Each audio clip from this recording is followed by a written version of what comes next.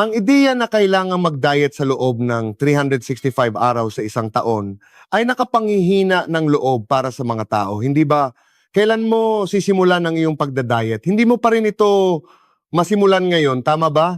Ako rin ay nagsasagawa ng masinsinang pagda-diet para magkaroon ako ng mas flexible na pamumuhay sa natitirang 11 buwan. Ito ang pinakamakatotohanan at praktikal na paraan. Ang programa ni Dr. Andres Tan ay ginagawa sa loob ng 1 buwan kada taon. Sa loob lamang ng 1 buwan, mararanasan mo ang dramatic na pagbabago sa iyong katawan.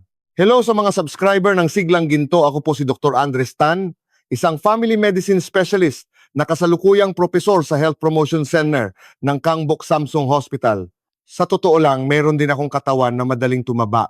Noong kalagitnaan ng aking 20s, ang aking baywang ay lampas na sa 36 inches.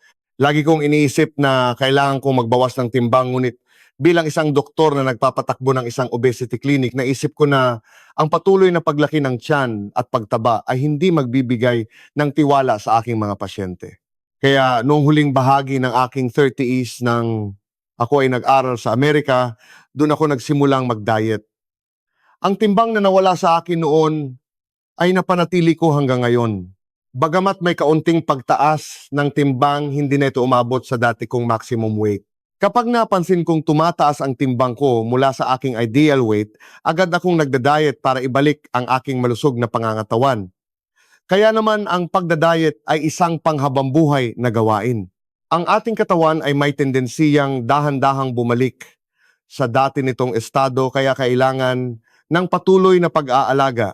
Ngunit kung 365 araw kang mag-aalala sa pagda-diet, magiging maganda pa kaya ang kalidad ng iyong buhay?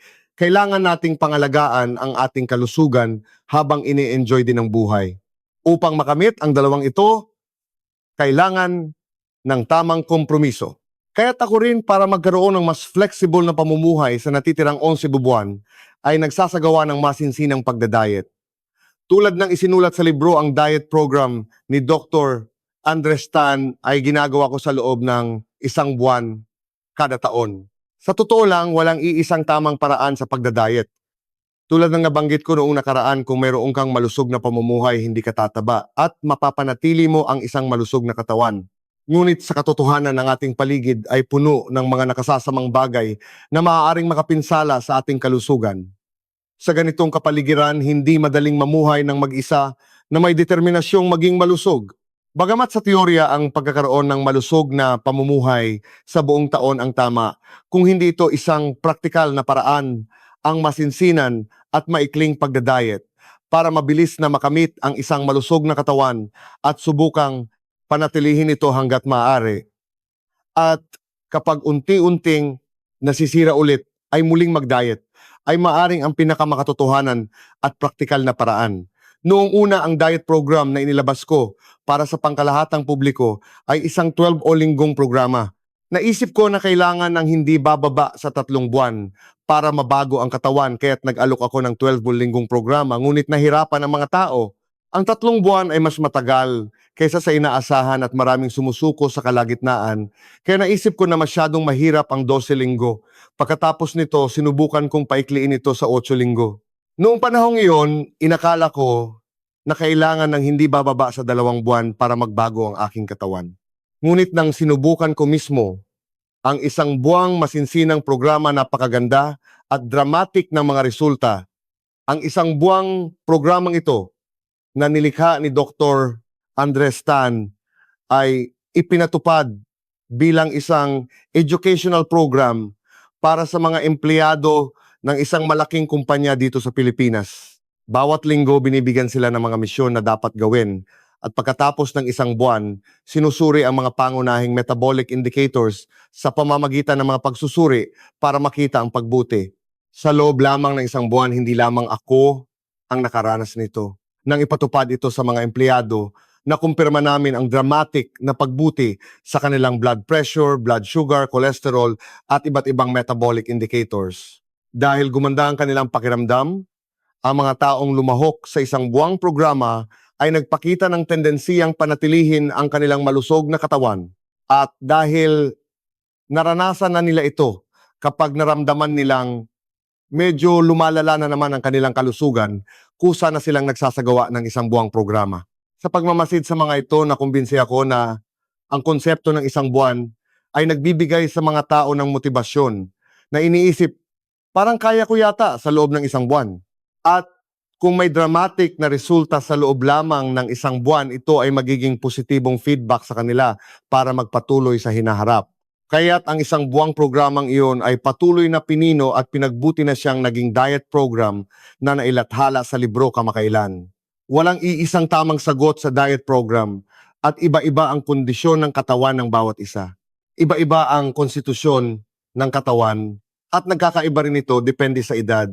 May mga taong mataba ngunit walang metabolic issues, mayroon ding mga skinny fat, may metabolic syndrome o pre-diabetes ngunit hindi pa diabetic at mayroon ding mga umabot na sa diabetes. Ang pag-asa na makakuha ng parehong resulta sa pamamagitan ng pagbibigay ng parehong programa sa mga taong magkakaiba ay sa totoo lang hindi makatuwiran.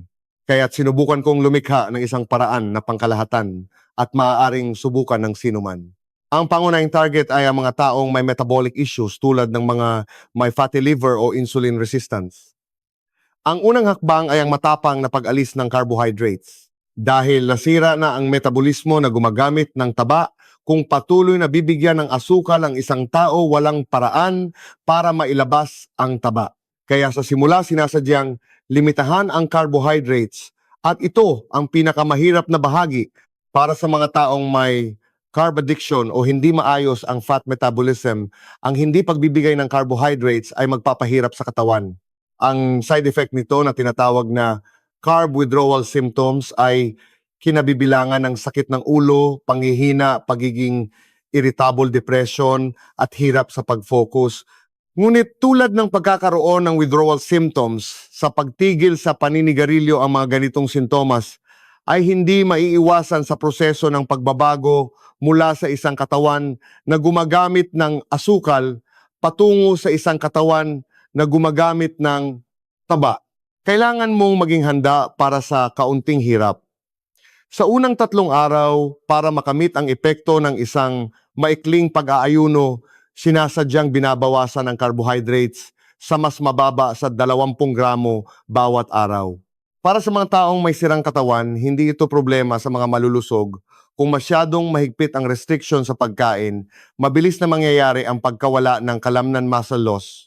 Dahil hindi maganda ang pagkawala ng kalamnan para mabawasan ito 4 na beses. Sa isang araw, sa regular na pagitan, nagbibigay ako ng protina sa anyo ng shake. Ang dahilan kung bakit ito nasa anyo ng shake ay dahil madali itong matunaw at maabsorb. Upang makamit ang epekto ng pag-aayuno, kailangan nating bigyan ng pahinga ang gastrointestinal tract at iba pang mga hormone. Ngunit sa totoo lang, ang mga pagkaing may protina ay hindi madaling matunaw. Malalaman ninyo ito kung kakain kayo ng karne o itlog. Kumpara sa mga pagkaing mayaman sa carbohydrates, hindi sila madaling matunaw. Kaya sa unang 3 araw, mayroong iba't ibang layunin ang bigyan ng pahinga ang gastrointestinal tract, pagbutihin ang kapaligiran ng bituka para baguhin ang distribusyon ng gut microbes. Ang mahalaga ay hindi dapat tiisin ang gutom dahil maaring magkaroon ng adaptive response ang ating katawan. Kaya't hindi dapat tiisin ang sintomas ng gutom. Kaya pinapayagan ko ang mga gulay maasim na plain yogurt at tokwa. Ang tokwa bilang isang uri ng protina ay medyo madaling matunaw at maabsorb, kaya pinapayagan ito. Kaya sa unang 3 araw, sinasadyang limitahan ang carbohydrates, nagbibigay ng protina sa anyo ng shake ng 4 na beses para mabawasan ang muscle loss at gamit ang protein shake. At mga pagkain ito, nagsisimula ang proseso ng mabilis na pagbabago ng aking katawan. Ang unang 3 araw na ito ang pinakamahirap. Sa ika-4 na araw, nagsisimula ang regular na pagkain sa pamamagitan ng pagbibigay ng carbohydrates sa anyo ng kanin sa tanghalian. Ang dahilan ng pagbibigay ng kanin ay dahil kung patuloy na lilimitahan ang carbohydrates, hindi maiiwasan ang muscle loss. Ang mahalaga ay hindi lamang magbawas ng body fat, kundi mapanatili o mas mabuti pa madagdagan ang kalamnan. Kaya't para mabawasan ang muscle loss, nagbibigay ako ng carbohydrates sa anyo ng kanin. At dahil kailangan pa rin kumain ng sapat na protina, kailangan kumain ng sapat na gulay at ulam na mayaman sa protina. Ito ang mangyayari mula sa ika-4 hanggang ika-7 araw sa huling bahagi ng unang linggo. Hindi rin dapat maging stress ang pagdadiet. Para sa mga taong malala ang carb withdrawal symptoms, minsan ay nagsisimula na ang matinding sakit ng ulo sa ikalawang araw pa lang. Sa ganoong kaso, huwag piliting tiisin ang hirap. Pinapayagan kong i-adjust ang pagkain ng isang serving ng kanin sa tanghalian sa ika-4 na araw at gawin ito sa tanghalian ng ikalawang araw. Mahalaga ang resulta, ngunit kung magiging stress ang pagdadiet, hindi magiging epektibo ito. Ang nakakatuwa kapag ang mga taong may matinding sakit ng ulo ay kumain ng kanin, nawawala ang sakit ng ulo. Dahil ito ay sintomas ng carb withdrawal, kapag pumasok ang asukal, nawawala ang mga sintomas na iyon. Sa madaling salita, kinukumpirma nito kung gaano ka-adik ang iyong katawan sa asukal at kung gaano kahina itong gumamit ng taba. Ang unang 3 araw ay maaaring ituring na isang panahon ng aktibong pagpapasigla upang gawing isang katawan na gumagamit ng taba ang iyong katawan kasama ang pagbabago ng kapaligiran ng bituka at pagbibigay pahinga. Dito isang simula ng maikling pag-aayuno at detoxification. Ang huling bahagi ng unang linggo, kung saan ipinapasok ang carbohydrates sa regular na pagkain, ay isang panahon ng paglilimita ng carbohydrates upang mapanatili ang mass ng kalamnan habang tinutulungan ang katawan na gumamit ng taba. Ang unang linggo ay ang panahon ng pagsisimula para ang katawan ay maging isang fat-burning machine. Pagdating sa ikalawang linggo, ang hapunan ay magiging regular na pagkain na rin. Ang prinsipyo ng pagbibigay ng protina ng 4 na beses ay mananatili, ngunit ang tanghalian at hapunan ay magiging regular na pagkain. Sa tanghalian, bibigyan ng carbohydrates sa anyo ng kanin at sa hapunan, pupunuin ang tiyan ng gulay at pagkaing mayaman sa protina maliban sa carbohydrates. Dito, may mga nagtatanong, komportable at maganda na ang pag-inom ng protein shake. Kailangan ko pa bang kumain ng pagkain sa gabi? Hindi ba pwedeng protein shake na lang? Sa totoo lang, walang malaking problema doon, ngunit dahil pagkatapos ng 4 na linggong programa, ay babalik tayo sa regular na pagkain. Mas mabuti ang kumain ng regular na pagkain kaysa umasa lamang sa shake para maramdaman ang kabusugan at mabilis na maibalik sa normal ang ating satiety hormones. Mahalaga rin na hayaan ang ating katawan na magdesisyon kung gaano karaming pagkain ang kakainin. Sa ikalawang linggo, pinapayagan na ang mga mani at beans, kaya't kung maglalagay ng sapat na lentils o iba pang beans sa kanin, kahit kalahating mangkok lang ng kanin ang kainin, mabubusog ka pa rin. Kasama na rin ang isang dakot ng mani, kaya kung medyo nagugutom ka sa pagitan ng mga pagkain, maaari kang kumain ng mani bilang merienda. Sa ikalawang linggo, mayroong 2 regular na pagkain at 2 protein shake. Matapos kumain ng maayos sa 4 na beses sa isang araw sa loob ng linggo, magsasagawa ng 24 oras na pag-aayuno. Kaya't sa ikalawang linggo, nagsisimula ang intermittent fasting. Dahil ito ang unang pagkakataon na gagawin ng 24 oras na pag-aayuno, maaring hindi ito madali. Kaya't huwag pilitin na tapusin ang 24 oras sa simula. Subukang tiisin muna hanggang 18 oras. At kung pagkatapos ng 18 oras ay nahihirapan ka, na huwag nang ituloy hanggang 24 oras at kumain na lang. Dahil hindi dapat maging stress ang pagdadiet. Sa ikalawang linggo, dahil naging isang katawan na gumagamit ng taba ang iyong katawan, idinadagdag ang sikreto ng 24 oras na pag-aayuno para mas maging mahusay pa ito sa paggamit ng taba.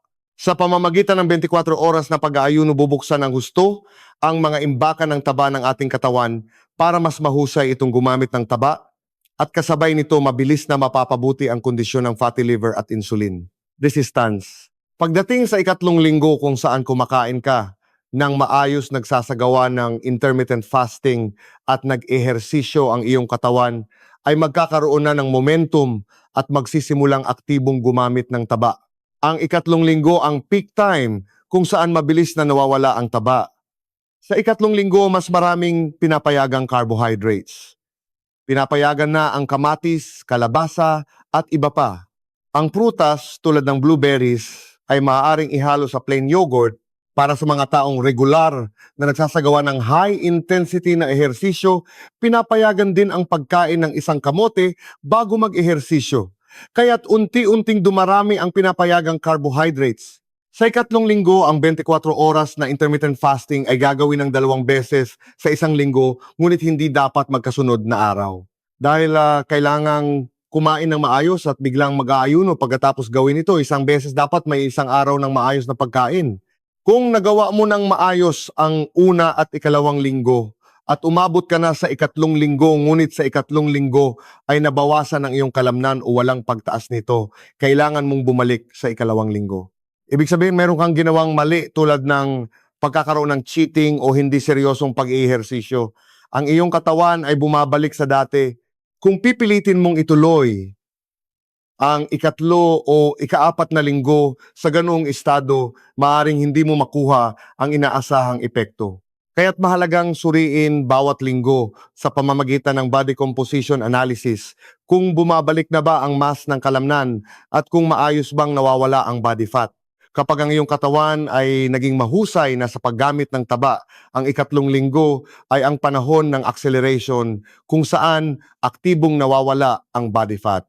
Kung tapat mong sinunod ang unang 2 linggo, ang ikatlong linggo ang panahon kung saan pinakamaraming taba ang mawawala.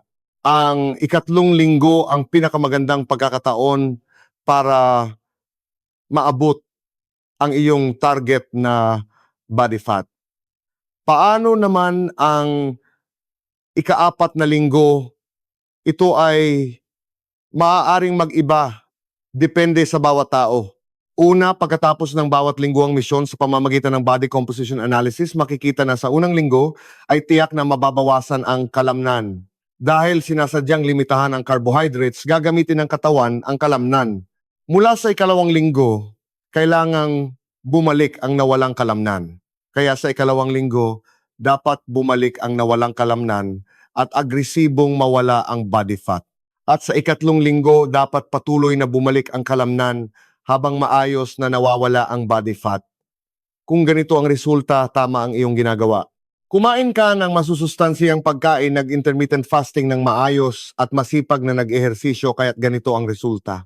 Pagdating sa ikaapat na linggo, para mas lalong mapabilis, gagawin ng 24 oras na pag-aayuno ng 3 beses sa isang linggo. Kapag nangyari ito, pinapayagan na ang kalahating mangkok ng kanin sa hapunan. Ngunit base sa aking karanasan sa mga nagpakita ng magandang resulta, hanggang sa ikatlong linggo, ang mga gumagawa ng 3 beses na pag-aayuno sa isang linggo, sa ikaapat na linggo ay nasa 2 sa bawat 10 tao. Hindi ito madali. Marahil dahil sila ay mga profesional, ngunit hindi madaling gawin ito ng may focus. Kaya't para sa mga taong sa ikatlong linggo ay naibalik na ang kanilang muscle mass mula sa simula at maayos na nabawasan ang body fat, maaari silang mag-24 oras na pag-aayuno ng 3 beses sa isang linggo sa ikaapat na linggo. Ngunit para sa mga hindi pa na ibabalik ang kanilang muscle mass mula sa simula, mas mabuting ulitin ang misyon ng ikatlong linggo sa ikaapat na linggo. Ibig sabihin, mas mabuting gawin ang 24 oras na pag-aayuno ng 2 beses sa isang linggo dahil kung pipiliting dagdagan ang oras ng pag-aayuno, maaaring mabawasan ang kalamnan. Kahit ulitin ang misyon ng ikatlong linggo sa ikaapat na linggo, ang epektong naranasan sa ikatlong linggo ay lilitaw pa rin sa ikaapat na linggo. Music. Pagkatapos ng ikaapat na linggo, papasok na tayo sa maintenance phase. Ang layunin ay hindi na magbawas pa ng timbang o body fat, kundi panatilihin ang timbang at body fat na naabot mo na, kaya't medyo iba ang paraan. Araw-araw sa umaga, tumuntong sa timbangan at tingnan ang numero. Kung mas mataas ang numero sa timbangan kaysa kahapon, ano ang dapat gawin? Hindi bawasan ang pagkain kundi dagdagan ang pisikal na aktibidad. Ito ang magiging diskarte para mapanatili ang timbang. Kaya't kung mapapanatili mo ang 14 na oras na pag-aayuno at gagawin ang 24 oras na pag-aayuno isang beses sa isang linggo, sapat na iyon. Sa ganoong paraan, hindi basta-basta tataas ang timbang. At sa maintenance phase, mayroong cheat day. Kaya kahit kumain ng kaunting ipinagbabawal na pagkain tuwing weekend, hindi basta-basta masisira ang iyong katawan at babalik sa dati. Ang intermittent fasting na ginagawa ko para mapanatili ang kalusugan ay karaniwang 14, 10, 14 na oras na pag-aayuno at isang beses sa isang linggo. 20 oras na pag-aayuno, ito ay paraan para mapanatili ang kasalukuyang estado ng aking katawan o para maging mas malusog. Ang pagsasagawa ng intermittent fasting ng 2 o 3 beses sa isang linggo ay kailangan kapag nagsasagawa ng isang mas agresibong diet program para magbawas ng timbang body fat at taba sa tiyan. Ngunit hindi ito nangangahulugan na makakakita kaagad ng epekto sa pagsisimula nito ng 2 o 3 beses sa isang linggo. Kailangang handa ang iyong katawan, kaya't kailangang magsimula ng paunti-unti mula sa unang linggo para maging epektibo ito kapag ang iyong katawan ay naging isang fat-burning machine. Kung uunahin mo ang kagustuhan mo magbawas ng timbang at piliting mag-intermittent fasting habang sira pa ang iyong katawan, mas malaki ang pinsala kaysa sa pakinabang. Marami ring nagtatanong, nang sinubukan ko ito sa loob ng 1 buwan, nabawasan ang taba sa tiyan ko at natutuwa ako sa pagkawala ng taba ngayon. Gusto ko pa sanang gawin ito ng 1 buwan, pwede ba? Siyempre pwede. Kung tumutugon ang iyong katawan at nagiging mas malusog, bakit hindi mo ito gagawin? Kung maganda ang resulta ng 1 buwang programa, maaari mo itong ipagpatuloy. Kung ipagpapatuloy mo, kailangan mo bang magsimula ulit sa unang linggo? Hindi. Maaari mong ipagpatuloy ang 3 linggo. Kung patuloy na bumabalik ang iyong kalamnan at nawawala ang body fat, walang problema sa pagsasagawa ng 24 oras na pag-aayuno ng 2 beses sa isang linggo. Ngunit ang pag-aayuno ng 3 beses sa isang linggo ay kailangang gawin ng may pag-iingat at mas mabuting gawin ito sa pamamagitan ng konsultasyon sa isang eksperto. Ang pag-aayuno ng 2 beses sa isang linggo ay maaring ipagpatuloy ng regular. Ngunit kung magiging sakim ka at iisipin marami akong nabawas sa loob ng 2 buwan, kailangan kong magbawas pa pagdating ng 3 buwan. Ang pagbabago sa timbang o body fat ay hindi na magiging kasing bilis ng noong nagsimula ka. Kahit gaano ka pa kasigasig, kung hindi mo ito gagawin ng perpekto, mapapansin ng iyong katawan at ibababa nito ang iyong basal metabolism o hindi maayos na babalik ang iyong kalamnan, kaya hindi ito magiging madali. Huwag pilitin, huwag maging sakim at lumipat na lang sa maintenance phase. Sa maintenance phase, kumain ng maayos, mag-ehersisyo at maging aktibo para maibalik ang bumabang basal metabolism at muscle mass. Pagkatapos noon, maaari mo itong gawin ulit. Ito ang makatotohanan at praktikal na paraan. Ang pagkakaiba sa pagitan ng low-carb, high-fat LCHF diet at ng diet program ni Dr. Andres Tan ay ang programa ni Dr. Andres Tan ay isang diet na nakatuon sa pagkain ng masusustansiyang pagkain. Sa huli, ito ay isang diet kung saan kumakain ka ng magagandang carbohydrates, dekalidad na protina at malusog na taba. Ngunit sa paunang yugto, sinasadyang nililimitahan ang carbohydrates para mapilitang gumamit ng taba ang katawan. Kaya't sa paunang yugto, maaaring maging katulad ito ng LCHF. Ngunit ang pagkakaiba ay sa LCHF, nililimitahan din ang carbohydrates at protina. Ang carbohydrates ay 10% ng kabuuang energy intake, ang protina ay 20% at ang natitirang 70% ay taba. Ngunit sa mga taong may hindi magandang kondisyon ng katawan, kung sinasadyang limitahan ang carbohydrates, hindi mahusay na gumamit ng taba ang katawan at madaling gamitin ang protina sa kalamnan na nagre-resulta sa muscle loss. Kaya't kung limitahan ang carbohydrates, kailangang dagdagan ang protein intake para maiwasan ang muscle loss. Siyempre, habang nagiging mas mahusay ang katawan sa paggamit ng taba, hindi na kailangang limitahan ang carbohydrates. Kapag dumami na ang pinapayagang carbohydrates, bababa na rin ang protein intake. Sa huli, unti-unting tataas ang carbohydrate intake at bababa ang protein intake na hahantong sa isang healthy diet kung saan kumakain ka ng magagandang carbohydrates, dekalidad na protina at malusog na taba. Ito ang diet ni Dr. Andres Tan. Ang ating katawan ay parang isang hybrid na sasakyan na gumagamit ng asukal at taba bilang source ng enerhiya. Kaya kapag may pumasok na asukal, uunahin itong gamitin at kapag naubos ang asukal, gagamitin ito ang nakaimbak na taba. Kung ikukumpara natin ang fat tissue sa isang espongha, kapag paminsan-minsan ay walang pumapasok na pagkain, kailangan nating pigain ang espongha para mailabas ang tubig sa loob nito. Kapag napiga na magkakaroon ulit ng espasyo para mag-imbak ng sobrang taba, kailangan itong pigain paminsan-minsan para makasipsip ulit ng tubig. Sa pamumuhay ng mga modernong tao, kailan ba natin pinipiga ang esponghang ito na tinatawag na fat tissue?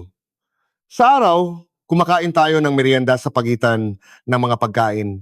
Hindi man lang natin sinusunod ang 12 oras na pag-aayuno. Kumakain tayo hanggang gabi at pagkagising sa umaga kumakain agad. Hindi natin pinipiga ang fat tissue, bagkus ay patuloy natin itong binabasa ng tubig kaya hindi ito gumagana ng maayos. Ang paraan para mapiga ang fat tissue na ito ay sa pamamagitan ng matinding ehersisyo tulad ng marathon o cycling at isa pang paraan ay ang pag-aayuno. Kaya kailangang mag-ayuno paminsan-minsan para mapiga ang esponghang ito na taba at muling gumana ng maayos. Ang fat tissue ng mga modernong tao ay parang esponghang basang-basa ng tubig. Dahil hindi ito pinipiga, hindi ito gumagana ng maayos. Kaya't hindi magiging maayos ang fat metabolism. Ang dahilan kung bakit kailangan ng ehersisyo at intermittent fasting ay para maging maayos ang fat metabolism. Sa unang linggo sa proseso ng pagganda ng iyong katawan, maaaring lumitaw ang mga hindi kanais-nais na sintomas. Tulad ng nabanggit kanina, ang mga carb withdrawal symptoms tulad ng sakit ng ulo, panghihina, pagiging irritable at iba pa ay maaaring mangyari sa unang linggo. Dahil sa mabilis na pagkawala ng tubig, maaaring mangyari ang orthostatic hypotension o ang bahagyang pagkahilo kapag gumagalaw. Marami ring nagsasabi ng tungkol sa constipation. Sa totoo lang, ang constipation ay isang karaniwang sintomas hindi lamang sa aking diet program, kundi sa pangkalahatan para sa mga nagda-diet. Ang maling akala ay dahil ba sa pagbawas ng kinakain kaya ako nagkakaroon ng constipation. Mas malamang na ito ay isang sintomas na dulot ng stress na idinulot ng pagda-diet sa iyong katawan. Dahil sa pagbabago ng kapaligiran, hindi ang karaniwang pagkain ang pumapasok ang iyong katawan ay nag-adjust sa bagong sitwasyon at ang bituka na tinatawag na pangalawang utak ay nagiging mas sensitibo. Kaya maaaring magkaroon ng constipation o sa iba naman diarrhea. Ang mga ganitong pangyayari ay pansamantala lamang at bubuti rin sa paglipas ng panahon. Para sa mga nagkakaroon ng constipation, mas maraming tubig ang inumin, makakatulong din ang pag-inom ng sapat na probiotics at ang paggamit ng plain yogurt. Ang prinsipyo ng pag-aayuno ay hindi dapat pumasok ang pagkain na nagbibigay ng enerhiya. Kaya't kung ang gamot ay walang asukal o calories, walang problema sa pag-inom nito.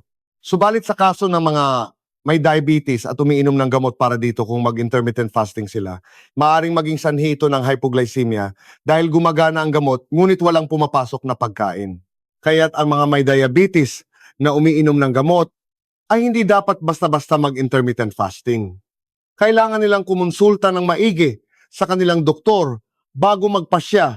Ang tanong kung gaano karami ang dapat kainin ay hindi kinakalkula sa calories, kundi ang iyong katawan ang nagpapasya. Habang nagiging mas malusog ang iyong katawan, kusa itong kakain ng sapat na dami lamang. Ang pagkain ng sobra o binge eating ay senyales na hindi malusog ang iyong katawan. Hindi ba't magkakaroon din ng yo-yo effect sa diet ni Dr. Andres Tan? Marami ang nagtatanong nito, ngunit ito ay isang maling pagkaunawa sa yo-yo effect. Halimbawa, nagkaroon ka ng fatty liver at insulin resistance dahil sa pag-inom ng alak at pagkain ng cake.